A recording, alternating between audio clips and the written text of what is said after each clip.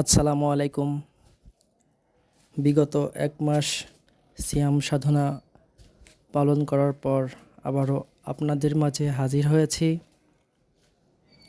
আশা করি আপনারা সবাই আল্লাহর রহমতে ভালো আছেন। আমিও আলহামদুলিল্লাহ অনেক ভালো আছি।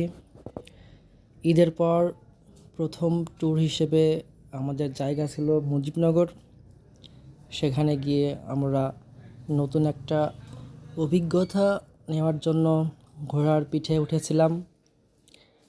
আসলে ঘোড়ার পিঠে উঠে অনেক ভয় লাগছিল, যেটার জন্য অনেক ভীত ছিলাম। ঠিকমতো বসতে পারছিলাম না, মনে হচ্ছিল কি পড়ে যাব। এই জন্য বারবার নিজেকে সেভ করার জন্য অনেক রকম টেকনিক পালন করছিলাম,